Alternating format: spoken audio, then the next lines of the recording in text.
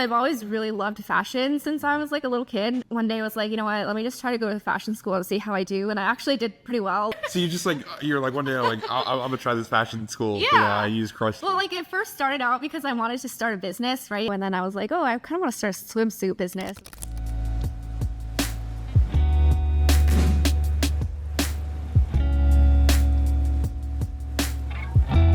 What is going on, Replo fam? I am doing another live podcast here at Commerce Roundtable in San Diego. I'm here with Julia from Sundays, and we get to do something we haven't done in a really long time, which is talk about bringing a product to life. The phrase I like to use is willing something into existence, and I have a deep admiration for anyone that can do it. So, Julia, first of all, thank you so much for joining us. Yeah, for sure. Thanks for having me. Of course. Tell us about your product. Let's start there. Tell us what your Yeah. product is. So we're Sundays. We make heated shorts that help alleviate period pain.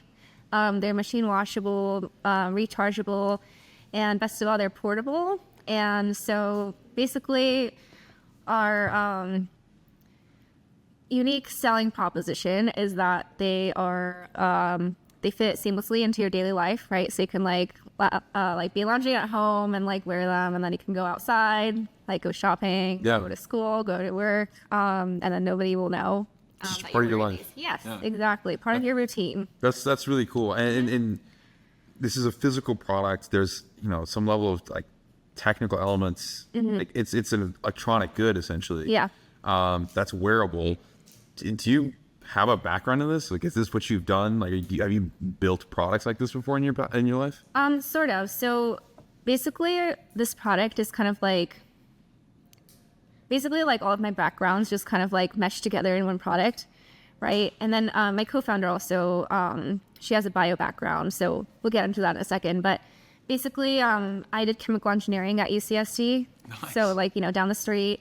I did chemie, and then I also have a minor in art. So I was always kind of like into like the engineering and art space, which might seem kind of unique, but then I think like recently it's been like STEAM, where it's like STEM, but also the addition of art. That's really cool. Yeah, I have thanks. not actually heard that. Yeah, it's STEAM. It's like the new thing. And then I worked in biotech for a little bit, and then I worked in consulting. So I've always really loved fashion since I was like a little kid. And so I actually, one day I was like, you know what, let me just try to go to fashion school and see how I do. And I actually did pretty well. Like I guess I have talent. I don't know. Yeah. So you're like one day like I'm gonna try this fashion school. Yeah. You just crushed it. That's awesome. Yeah. Actually. Well, like it first started out because I wanted to start a business, right? And I was like, oh, what can I do? And then I was like, oh, I kind of want to start a swimsuit business. And then I was like, oh, you know what? I need like fashion expertise for that. And so then I went to school. And then I did well there. And then I worked at Goyard, which is like a bag company out in Beverly Hills. And then, like COVID came and I kind of wanted to start something on my own. So I basically like hit up my friend Jenny from college. So she did bioengineering at UCSD, and that's how I know her. We met through like a mutual friend, and like we were just like friends. Like, I mean, we've known each other for so long. And then I was like, hey, Jenny, you want to like start something with me? And then, she has that biotech background, right? And then, to be more specific, she has like a medical device and like pharmaceutical background.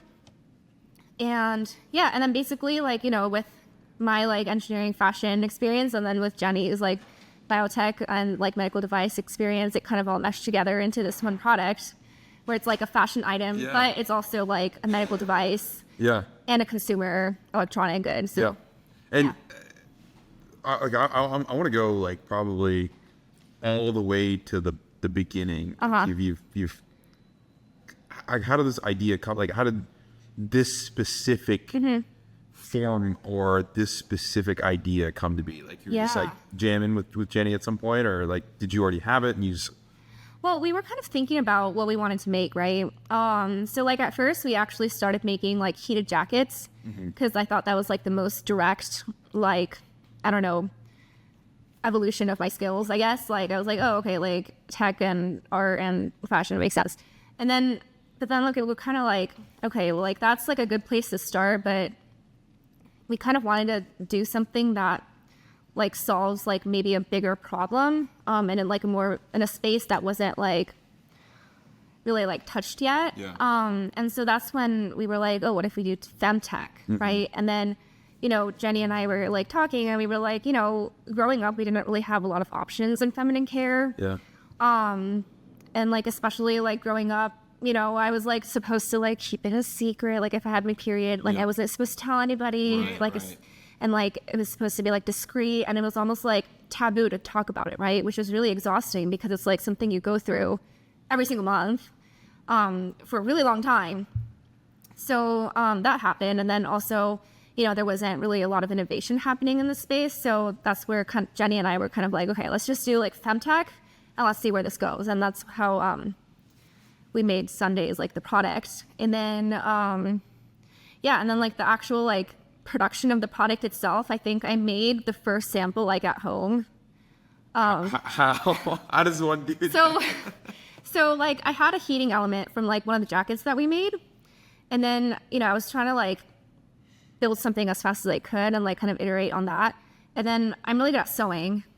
So I kind of like constructed like a pair of shorts out of like this whatever fabric I had at home. And then I like got the heating element. I literally just like safety pinned it at first. And I was like, hey, Jenny, what's this? Like, look at this. I was like, what do you think of this? Right. And then she was like, oh, that's a great idea. And then I kind of mentioned it to like one of my best friends, and she's a doctor out in New York. And I was like, hey, Sheena, like, what do you think of this product? And she's like, oh my God, that's amazing. Like, I would totally use that. And I was like, okay, maybe we have something here. And then that's kind of how everything started. And did you raise money for this? Or is this something that you just like bootstrapped and you putting together? Like, how's that process been? So it's all been through friends and family, with the exception of like a couple of smaller grants. Sure. And then, you know, so most of it has been from friends and family. And yeah, we haven't really like gotten like, you know, venture capital or, you know, like, it's tougher in consumer like these days. Oh, for sure. And if it's like, especially if it's like a consumer good, I think it's just hard for like the business model to work in a way where you raise venture capital and then it kind of turns into, you know, what you want it to at the end. Right. But then, yeah, I think it'd be a little bit different if you were trying to make like, I don't know, like if we were trying to go for like a more like medical device approach where we could sell to like a hospital or something, I think that would be a different story. Sure. But for right now, we're focusing on like our e-commerce efforts. So we haven't really raised venture capital yet. Well, we got dinner last night, and one of the things that that was mentioned at dinner was like a lot of the other products that exist in the market, they're like these like weird electrode like sticky pad things. Yeah. Occasionally gets marketed to men, like buy this for your girlfriend kind of thing. What does the actual landscape look like now? And then like as you were building this, and like especially now, like who else are you going up against? Well, you know, like in terms of like on the more innovative side, there's like, well, actually, let me start with like the more, you know, the stuff that you would find at like a drugstore, right? There's like those, you know, like those pads that like you shake and then they get warm and then like you kind of stick them somewhere. So that exists. That has existed. But I think there's a lot of pain points with that, right? Because, you know, sometimes it doesn't stick well. It dies in like several hours. And then it also like you can't really control the heat. So like if you're feeling warm, you just have to take it off, which is kind of inconvenient because like if you want to use it again, like where do you store it, you know? So there's that. And there's always like, you know, the traditional hot water bottle, which is like obviously annoying to use because you have to keep like switching the water and like it's a whole job, right? Yeah. Then like, you know, on the more innovative side, there's like TENS devices, which like kind of sends like electric signals to your brain.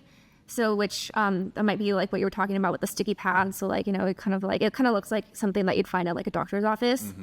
I've used one before. Oh, really? On my back. Yeah, my buddy has one. Yeah. And like he accidentally cranked it up all the way to the max. I spazzed out for a bit, but ouch. Like while it was set to a reasonable like level, it was actually quite nice. I will say, it's like for sure. And like that totally works for some people, you know, and if it does, then that's great. But others like prefer heat, which is like definitely a method of pain relief. So that's kind of like our target audience there. And then there's like one product that was like kind of TikTok famous like a couple of years ago as like a kind of like a bulky pad thing that you tie around with your like on a belt or something. So yeah, that I've talked to some people that have used that, and it like only lasts 30 minutes or something. I mean, it's a cool concept, but My girlfriend actually has one of those. oh really? She does? I've used that really? just to see what it's like. But yeah, like Do you like it? I mean, she'll use it for like 5 minutes, and it's like too uncomfortable after that. Oh, Yeah. okay, that's too bad. But it's okay because we ordered Yes. your product, so Yes, that's gonna thank come you. soon. Yeah. Yeah, that was exciting. So yeah, that's kind of like what the landscape looks like. There's nothing out there like Sundays yet. But you know, like who knows? Sure. So walk to me about walk me through like customer acquisition. So you got the product, you built the website. Your website is actually really beautiful. Oh, thank you. I know that you just recently started using Replo, so we don't have to really go into details there. But tell me about customer acquisition. Like, what's that process been like? Setting up ads. How's Yeah. that journey going so far? So I would say that like that has been like the biggest challenge so far. You know, like it was really confusing because the people that had the product, they loved it, right? Yeah. And we were like, okay, so like why isn't it, you know, why haven't we gotten that viral moment yet? I mean, I don't really know the answer to that, but basically like our customer acquisition so far has been like, you know, word of mouth where somebody buys a product and they tell their friend and then their friend buys it. And we were like, okay, hooray. So it, you know, something's working. And then we actually recently started like dabbling in like meta ads. So like Facebook, Instagram. And then that's where kind of like Replo came in, because as we were testing these ads, we were like, okay, so we need to figure out how we're going to build like the landing page. And up until like maybe a month ago, I didn't even know that a landing page was separate than like your homepage. And I was like, oh, okay, that totally makes sense, because if you're testing these ads, you need to figure out what landing page then converts the customer, which is the most important part, right? Like you can get as many customers as you want on your website, and if they don't purchase, then there's no point. Like, They're not customers. Yeah. It's just traffic at that point. yeah, exactly. So that's what we're working on right now, actually. Like, and we're hoping that, you know, we'll be able to figure out like a system where, you know, we get an ad that works and then we get the landing page that works, which then leads to a sale. Yep. So that's what we're working on. So yeah, that's kind of like our customer acquisition evolution. What does creative look like? I mean, is that something that you're just making yourself right now, or do you have creators that you've tapped into? Yeah, so we actually got a few influencers to like make a few creatives, nice. like video creatives, and that's just been like kind of a hit or miss, like, you know, like especially because we're just starting out and we don't really have that network. I mean, we have a bigger network now, I think, than like we did like a year ago, but you know, at first it was really hard. Like we didn't really know how to like tell the influencers like what to say or like what kind of feedback we were looking for. But yeah, we basically like reached out to a few. We got the video, and then one of them was really good, and then we used that in our ads. And yeah, I'm sorry, I got a little distracted. Oh, it's I don't know okay. where I was going with this. There's something going on. Are we in your way, guys? No, we'll do this. Oh, thank you. I'm moving furniture. Appreciate you guys. Thank you.